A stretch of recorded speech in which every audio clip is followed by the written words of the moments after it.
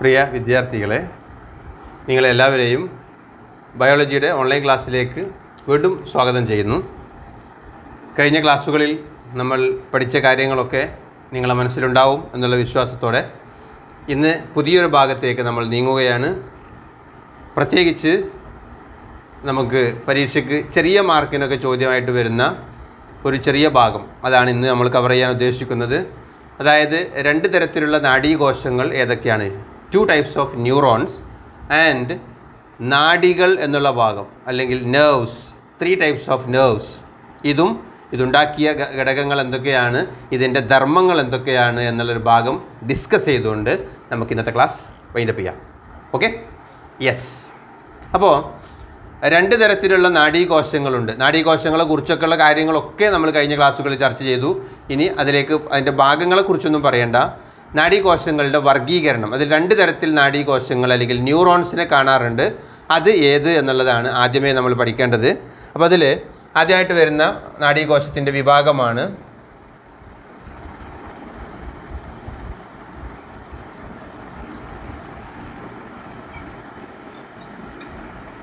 സംവേദനാഡീകോശം, അല്ലെങ്കിൽ നമ്മളതിനെ വിളിക്കുന്നതാണ് സെൻസറി ന്യൂറോൺ. സെൻസറി ന്യൂറോൺ അല്ലെങ്കിൽ സംവേദനാഡീകോശം, ഇതാണ് നാഡീകോശത്തിൽ ഒന്നാമത്തെ വിഭാഗം. ഇതിൻ്റെ പ്രധാനപ്പെട്ട പ്രത്യേകതകൾ എന്താണെന്ന് വെച്ചാൽ, നമ്മൾ പറഞ്ഞു നാഡീകോശങ്ങളൊക്കെ എന്തിനാണ്, ശരീരത്തിലുണ്ടാകുന്ന വിവരങ്ങളെ തലച്ചോറിലേക്ക് എത്തിക്കാൻ, അല്ലെങ്കിൽ സുഷുമ്നയിലേക്ക് എത്തിക്കാൻ, അല്ലെങ്കിൽ സ്പൈനൽ കോഡിലേക്ക് എത്തിക്കാൻ, അവിടുന്ന് കിട്ടുന്ന ഇൻസ്ട്രക്ഷൻ, നിർദ്ദേശങ്ങളെ ശരീരഭാഗങ്ങളിലേക്ക് തിരിച്ചും കൊണ്ടുവരാനാണല്ലോ ഇതൊക്കെ. അപ്പോൾ അങ്ങനെയാണെങ്കിൽ ഇതിൽ ആദ്യം പറഞ്ഞതാണ് ഇതിൻ്റെ ധർമ്മം, സംവേദനാഡീകോശത്തിൻ്റെ ധർമ്മം. അതായത് ശരീരത്തിൻ്റെ വിവിധ ഭാഗങ്ങളിൽ നിന്നുള്ള സന്ദേശങ്ങളെ, അല്ലെങ്കിൽ നമ്മൾ പഠിച്ചു കഴിഞ്ഞ ക്ലാസ്സിൽ, ആവേഗങ്ങളെ എങ്ങോട്ടെത്തിക്കുക, തലച്ചോറിലേക്ക് എത്തിക്കുക, അല്ലെങ്കിൽ നമ്മുടെ നട്ടെല്ലിൻ്റെ ഉള്ളിലുള്ള സുഷുമ്നയിലേക്ക് എത്തിക്കുക എന്നുള്ളതാണ് ആരുടെ ധർമ്മം, സംവേദനാഡീകോശത്തിൻ്റെ ധർമ്മം. അപ്പോൾ സെൻസറി ന്യൂറോൺ അല്ലെങ്കിൽ സംവേദനാഡീകോശം എന്ത് ചെയ്യുന്നു, ശരീരഭാഗങ്ങളിൽ നിന്നുണ്ടാകുന്ന വിവരങ്ങളെ, ആവേഗങ്ങളെ തലച്ചോറിലെത്തിക്കുന്നു അല്ലെങ്കിൽ സുഷുമ്നയിലെത്തിക്കുന്നു. It carry the impulses from body parts to the brain or spinal cord. ബ്രെയിനിലേക്കോ സ്പൈനൽ കോഡിലേക്കോ നമ്മുടെ ബോഡി പാർട്സിൽ നിന്നുള്ള ഇമ്പൾസുകളെ ക്യാരി ചെയ്യുക, അല്ലെങ്കിൽ അതിനെ എത്തിച്ചു കൊടുക്കുക എന്നുള്ളതാണ്, ട്രാൻസ്ഫർ ചെയ്യുക എന്നുള്ളതാണ് ആരുടെ ധർമ്മം, സെൻസറി ന്യൂറോണിൻ്റെ ധർമ്മം അല്ലെങ്കിൽ സംവേദനാഡീകോശത്തിൻ്റെ ധർമ്മം. ഓക്കെ ആണോ? ഇതിന് നേരെ ഓപ്പോസിറ്റാണ് രണ്ടാമത്തെ വിഭാഗം. അതാണ് മോട്ടോർ ന്യൂറോൺ. മോട്ടോർ ന്യൂറോൺ, അല്ലെങ്കിൽ അതിനെ വിളിക്കും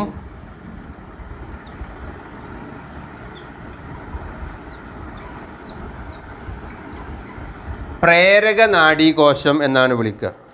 മോട്ടോർ ന്യൂറോൺ അല്ലെങ്കിൽ പ്രേരക നാഡീകോശം, ഇതാണ് രണ്ടാമത്തെ വിഭാഗം. എന്താണിത് പറഞ്ഞാൽ, നമ്മൾ നേരത്തെ പറഞ്ഞത് എങ്ങനെയാണ്, സംവേദനാഡീകോശത്തിൻ്റെ എങ്ങനെയാണ് പറഞ്ഞത്, ശരീരഭാഗങ്ങളിൽ നിന്നുള്ള സന്ദേശങ്ങളെ തലച്ചോറിലേക്കോ സുഷുമ്നയിലേക്കോ എത്തിക്കുക. അങ്ങനെയാണെങ്കിൽ ഇവിടെ എങ്ങനെ വരും, തലച്ചോറിൽ നിന്നും സുഷുമ്നയിൽ നിന്നും ഉണ്ടാകുന്ന സന്ദേശങ്ങളെ, അല്ലെങ്കിൽ ആവേഗങ്ങളെ, അതല്ലെങ്കിൽ നിർദ്ദേശങ്ങളെ എങ്ങോട്ട് എത്തിക്കുക, ശരീരഭാഗങ്ങളിലേക്ക് എത്തിക്കുക. നേരെ ഓപ്പോസിറ്റ്. ആദ്യം പറഞ്ഞത് ശരീരഭാഗങ്ങളിൽ നിന്ന് തലച്ചോറിലേക്കോ സുഷുമ്നയിലേക്കോ എത്തിക്കുക. ഇപ്പോൾ പറയുന്നതോ തലച്ചോറിൽ നിന്നും അതുപോലെ സുഷുമ്നയിൽ നിന്നും ഉണ്ടാകുന്നതിനെ ശരീരഭാഗങ്ങളിലേക്ക് എത്തിക്കുന്ന നാഡീകോശമാണ് ഏത്, മോട്ടോർ ന്യൂറോൺ അല്ലെങ്കിൽ പ്രേരക നാഡീകോശം. ഇത് രണ്ടുമാണ് നാഡീകോശങ്ങളുടെ രണ്ട് വിഭാഗങ്ങൾ. അപ്പോൾ നാഡീകോശങ്ങൾ നിർവഹിക്കപ്പെടുന്ന ധർമ്മത്തിൻ്റെ അടിസ്ഥാനത്തിലാണ് ഇങ്ങനെ ഒരു വർഗീകരണം. അത് ശരീരഭാഗങ്ങളിൽ നിന്ന് തലച്ചോറിലേക്കാണ് കൊണ്ടുപോകുന്നതെങ്കിൽ എന്ത് വിളിക്കും, സെൻസറി ന്യൂറോൺ അല്ലെങ്കിൽ സംവേദനാഡീകോശം. അല്ല, തലച്ചോറിൽ നിന്നോ സുഷുമ്നയിൽ നിന്നോ കിട്ടുന്നതിന് ശരീരഭാഗങ്ങളിലേക്കാണ് എത്തിച്ചേരുന്നതെങ്കിൽ എന്ത് വിളിക്കും, മോട്ടോർ ന്യൂറോൺ അല്ലെങ്കിൽ പ്രേരക നാഡീകോശം. ഇനി ഒരു കാര്യം ശ്രദ്ധിക്കണേ, ഈ നാഡീകോശങ്ങൾക്കൊക്കെ ആക്സോൺ ഉണ്ട് എന്ന് നമ്മൾ കഴിഞ്ഞ ക്ലാസ് പഠിച്ചു. ആക്സോൺ, ഈ ആക്സോണുകളെ വിളിക്കുന്ന ഒരു പേരാണ്, നോക്കുക,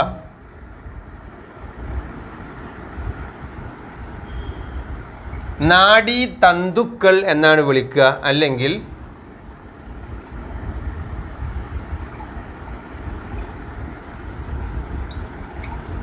നെർവ് ഫൈബേഴ്സ് എന്ന് വിളിക്കും.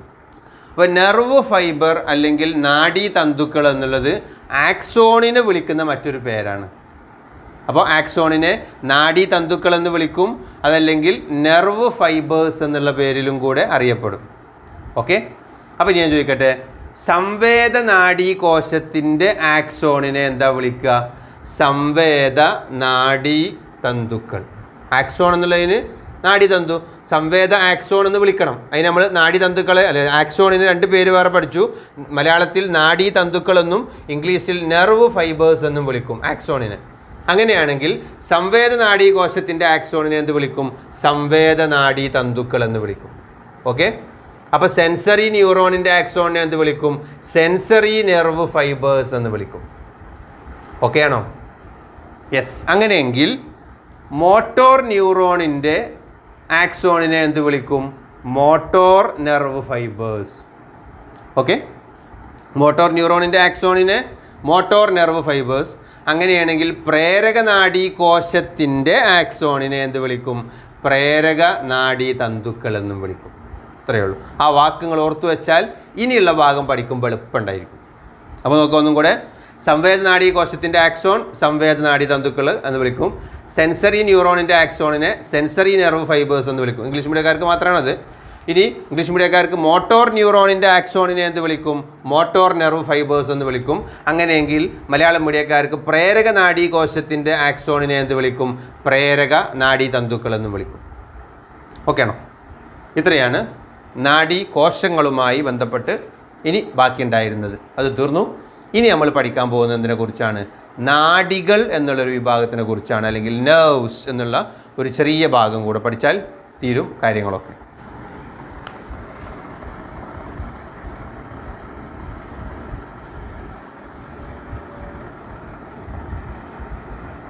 നോക്കണേ, ഇനി നമ്മൾ പഠിക്കുന്നത് നെർവ്സ് അല്ലെങ്കിൽ നാഡികൾ എന്നുള്ളൊരു ഭാഗമാണ്. ഇത് വളരെ സിമ്പിളായിട്ട് പഠിക്കാൻ പറ്റും, നേരത്തെ പറഞ്ഞ കാര്യങ്ങൾ നിങ്ങൾക്ക് മനസ്സിലായിട്ടുണ്ടെങ്കിൽ. അപ്പോൾ നോക്കുക, നമ്മൾ പഠിച്ചു നാഡീകോശങ്ങളിലൊക്കെ നീളം കൂടിയ ഒരു ഫിലമെൻ്റ് ഉണ്ട്, ഒരു ഫൈബർ ഉണ്ട്, അല്ലെങ്കിൽ എല്ലാ നാഡീകോശങ്ങളിലും നീളം കൂടിയ ഒരു തന്തു ഉണ്ട്, അല്ലെങ്കിൽ ഒരു നാര് പോലെയുള്ളൊരു സാധനം ഉണ്ട്. അതിൻ്റെ പേരായിരുന്നു ആക്സോൺ എന്നുള്ളത്.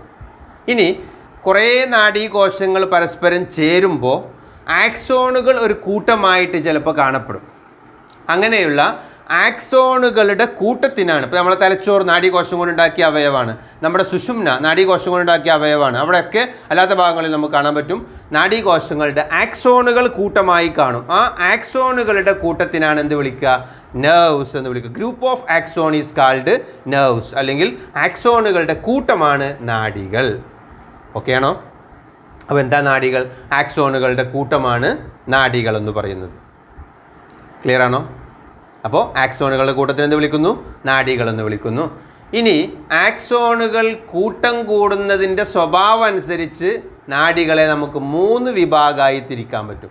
നാഡികളുടെയും ധർമ്മം തന്നെയാണ് സന്ദേശവിനിമയം, അല്ലെങ്കിൽ പിന്നെ ഇമ്പൾസസ് ട്രാൻസ്മിറ്റ് ചെയ്യുക ബോഡിയിലൂടെ. അത് തന്നെയാണ് ഇതിൻ്റെ പ്രധാനപ്പെട്ട ഫംഗ്ഷൻ. അപ്പോൾ എന്തൊക്കെയാണ് 3 തരത്തിലുള്ള നാഡികൾ എന്നുള്ളതാണ് പഠിക്കേണ്ടത്. അതിൽ ഒന്നാമത്തതാണ്, പേര് കേട്ടാൽ എളുപ്പമുണ്ടാവും നിങ്ങൾക്ക്,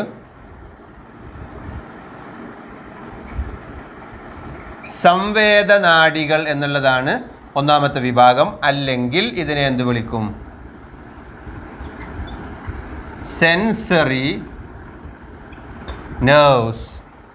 സെൻസറി നെർവ്സ് എന്നാണ് ഒന്നാമത്തെ വിഭാഗം. 2 നോക്കുക.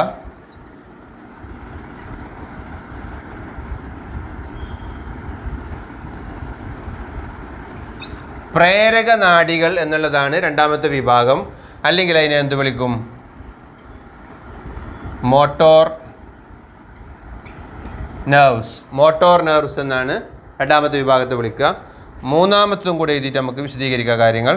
മൂന്നാമത്തതാണ്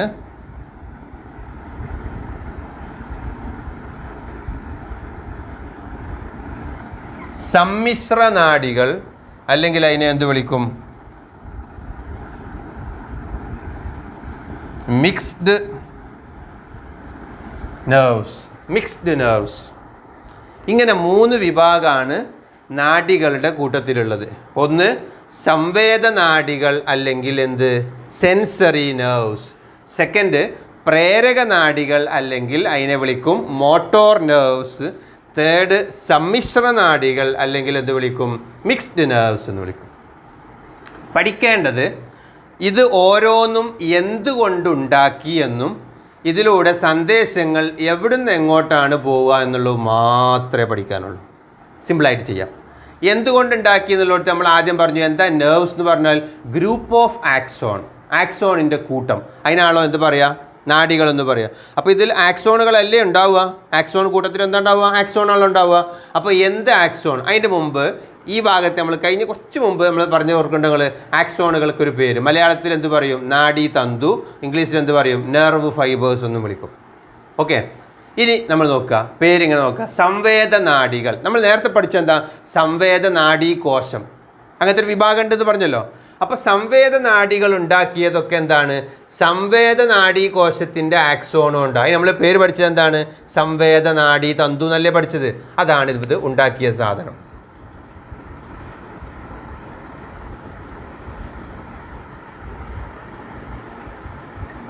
സംവേദനാഡീ തന്തു കൊണ്ടാണ് ഉണ്ടാക്കിയത്. ഇംഗ്ലീഷിൽ എന്ത് പറയും? സെൻസറി നെർവ് ഫൈബേഴ്സ് എന്ന് വിളിക്കും. ഞാനിപ്പോൾ അത് എഴുതുന്നില്ല, നിങ്ങൾ ജസ്റ്റ് ഓർത്താൽ മതി. അപ്പോൾ ഇംഗ്ലീഷ് മീഡിയക്കാർക്ക് കേൾക്കുമ്പോൾ ഓർക്കേണ്ടത് സെൻസറി നെർവ് ഫൈബേഴ്സ് കൊണ്ടുണ്ടാക്കി. മലയാളം മീഡിയക്കാർക്ക് സംവേദനാഡീ തന്തുക്കളെ കൊണ്ടുണ്ടാക്കി. ഓക്കെ, ഇങ്ങനെയാണ് നിർമ്മാണം. അങ്ങനെയാണെങ്കിൽ പറയൂ, രണ്ടാമത്തെ എങ്ങനെ വരിക? പ്രേരക നാഡികൾ ഉണ്ടാക്കിയത് എന്തുകൊണ്ടായിരിക്കും? അപ്പോൾ പ്രേരക നാഡി തന്തുക്കളെ കൊണ്ടാണ് എന്തുണ്ടാക്കിയത്? പ്രേരക നാഡി ഉണ്ടാക്കിയത്. അപ്പോൾ സംവേദനാഡി തന്തുക്കൾ എന്ന് പറഞ്ഞാൽ ആക്സോണുകളുടെ കൂട്ടങ്ങൾ നമ്മൾ പറഞ്ഞുകൊണ്ടിരിക്കുന്നത്. നാഡികൾ എന്ന് പറഞ്ഞാൽ ആക്സോൺ കൂട്ടം. ആക്സോണുകൾക്ക് വിളിക്കുന്ന പേരാണ് നാഡീ തന്തു എന്നുള്ളത്. സംവേദനാഡികൾ ഉണ്ടാക്കിയത് സംവേദനാഡി തന്തുക്കളെ കൊണ്ട്, സംവേദനാഡീ കോശത്തിൻ്റെ ആക്സോണുകൾ മാത്രം ചേർത്തിട്ട്. ഇവിടെ പ്രേരക നാഡികൾ ഉണ്ടാക്കിയത് പ്രേരക നാഡീ കോശത്തിൻ്റെ ആക്സോണുകളെ മാത്രം കൂട്ടിയിട്ട്. അതിനാണ് നമ്മൾ എന്ത് പറയുക? പ്രേരക നാഡീ തന്തുക്കൾ എന്ന് പറയാം. ഓക്കെ, യാ. ഇനി സമ്മിശ്ര നാഡിയോ? അപ്പോൾ എന്തുകൊണ്ടായിരിക്കും? പേര് തന്നെ കിട്ടും, സമ്മിശ്രം. മിക്സ്ഡ്. എന്ത് മിക്സായി? ഇത് രണ്ടുമല്ലേ മിക്സ് ആക്കാനുള്ളൂ. അപ്പോൾ അത് രണ്ടും മിക്സായി. അപ്പോൾ ഇവിടെ എന്ത് വരും? രണ്ടും വരും. ഞാനിപ്പോൾ തൽക്കാലം ഇവിടെ ബോത്ത് എന്ന് എഴുതിയാൽ പറ്റുമോ? വേണ്ട, ഇങ്ങനെ കൊടുക്കുക. ഇവിടെ ഇംഗ്ലീഷ് ആയിക്കോട്ടെ. സെൻസറി പ്ലസ് മോട്ടോർ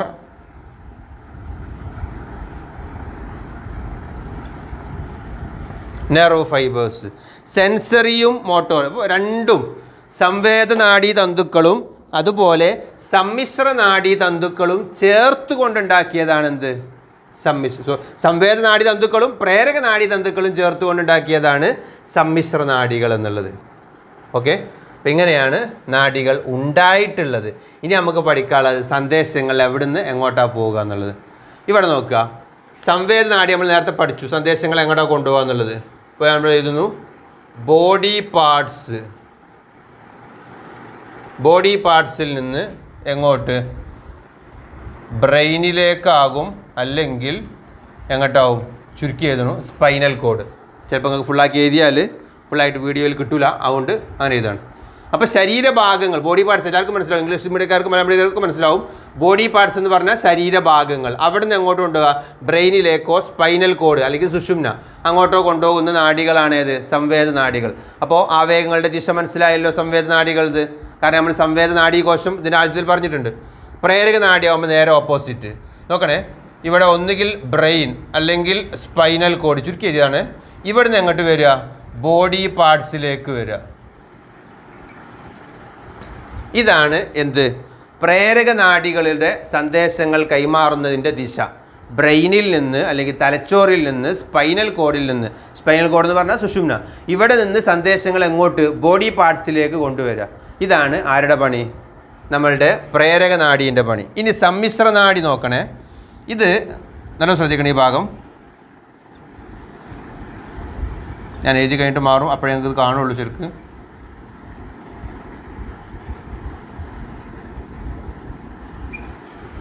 ഇവിടെ ബോഡി പാർട്സിൽ നിന്ന് നോക്കണേ, ഈ ആരോമാർക്ക് പകുതിയേ ഉള്ളൂ. ബ്രെയിനിലേക്കോ സ്പൈനൽ കോഡിലേക്കോ കൊണ്ടുപോകും, അവിടുന്ന് തിരിച്ചും കൊണ്ടുവരും. അതാണ് ഇങ്ങോട്ട് ആരോമാർക്ക് കണ്ടോ.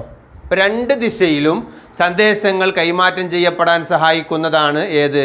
നമ്മളുടെ സമ്മിശ്ര നാഡി ബോഡി പാർട്സിൽ നിന്ന് ബ്രെയിനിലേക്കോ സ്പൈനൽ കോഡിലേക്കോ കൊണ്ടുപോകും. അവിടെ നിന്ന് സന്ദേശങ്ങൾ തിരിച്ചിങ്ങോട്ടും കൊണ്ടുവരും. ഇങ്ങനെ രണ്ട് ദിശയിലും അങ്ങോട്ടും ഇങ്ങോട്ടും, അല്ലെങ്കിൽ carry the impulses from body parts to the brain and from the body parts to the from the brain and spinal cord to the body parts, അങ്ങോട്ടും ഇങ്ങോട്ടും കൊണ്ടുവരാൻ വേണ്ടി സഹായിക്കുക. ഇത്രയും കാര്യങ്ങൾ നിങ്ങൾക്ക് അറിയുമെങ്കിൽ ഈ ഭാഗത്തുനിന്നും പിന്നെ ഒരു പേടിയും നിങ്ങൾ പേടിക്കേണ്ടതില്ല. അപ്പോൾ ഈ കാര്യങ്ങൾ ശരിക്കും നോക്കി മനസ്സിലാക്കി പഠിച്ചു വെക്കുക. ഇനി വേറെ കൂടുതലായിട്ടൊന്നും പറയുന്നില്ല, പറഞ്ഞതനുസരിച്ച് വീഡിയോൻ്റെ ലെങ്ത്ത് കൂടും, അപ്പോൾ നിങ്ങൾക്ക് ഇഷ്ടമില്ലാതായി മാറൂലേ. അപ്പോൾ അതില്ലാതിരിക്കാൻ വേണ്ടി പ്രധാനപ്പെട്ട കാര്യങ്ങൾ മാത്രം പറഞ്ഞുകൊണ്ടാണ് നമ്മൾ ക്ലാസ് പോകുന്നത്. അതുകൊണ്ട് മാക്സിമം നമ്മളെ വീഡിയോസ് നിങ്ങൾ കാണാനും മനസ്സിലാക്കാനും ശ്രമിക്കുക. വേണ്ടാത്ത എക്സ്പ്ലനേഷൻസ് ഒന്നും അതിലുണ്ടാവില്ല. വേണ്ട കാര്യങ്ങൾ മാത്രം, നിങ്ങൾക്ക് അത്യാവശ്യം മനസ്സിലാക്കാൻ വേണ്ട എക്സ്പ്ലനേഷൻസ് മാത്രമേ ഉണ്ടാവുള്ളൂ. അപ്പോൾ കാര്യങ്ങൾ കൃത്യമായിട്ട് മനസ്സിലാക്കുക, നിങ്ങളെ കൂട്ടുകാരിലേക്ക് കൂടി ഇത് എത്തിച്ചു കൊടുക്കുക. ഒപ്പം നിങ്ങൾ എന്ത് ചെയ്യുക, പിന്നെ ഇത് സബ്സ്ക്രൈബ് ചെയ്യാൻ പറ്റുന്ന ആളുകളൊക്കെ ചെയ്തു കൊടുക്കുക. അത് വേറെ നിലക്ക് ഉപകാരം ഉണ്ടാവും. അപ്പോൾ എന്താ ചെയ്യുക, ആ നിലക്ക് സഹകരണം നിങ്ങളെ ഭാഗത്തുനിന്ന് പ്രതീക്ഷിക്കുന്നു. നിങ്ങൾക്ക് പഠനത്തിനാവശ്യമായ രീതിയിൽ ഇങ്ങനത്തെ സഹായങ്ങൾ നിർബന്ധമായിട്ടും നമ്മുടെ അടുത്ത് നിന്ന് കിട്ടിയിരിക്കും. അപ്പോൾ അതിന് നിങ്ങൾ കൃത്യമായിട്ട് വീഡിയോ പൂർണ്ണമായിട്ട് കാണുക, സ്കിപ്പ് ചെയ്യാതെ കണ്ടാൽ നിങ്ങളെ മനസ്സിൽ നിൽക്കുന്ന രീതിയിലാണ് ഇതിൽ കാര്യങ്ങൾ പറഞ്ഞിട്ടുള്ളത്. അത് നിങ്ങൾക്ക് എന്തായാലും മാർക്ക് കിട്ടാനും വിജയിക്കാനൊക്കെ സഹായിക്കും. അപ്പോൾ നിങ്ങൾക്ക് അത്തരത്തിലുള്ള സഹായങ്ങൾ ഉണ്ടാവട്ടെ, നിങ്ങൾക്ക് വിജയം ഉണ്ടാവട്ടെ എന്ന് ആശംസിക്കുന്നു, പ്രാർത്ഥിക്കുന്നു. ഓക്കെ, ഇനി നമുക്ക് മറ്റൊരു ക്ലാസ്സിൽ കാണാം. ബൈ.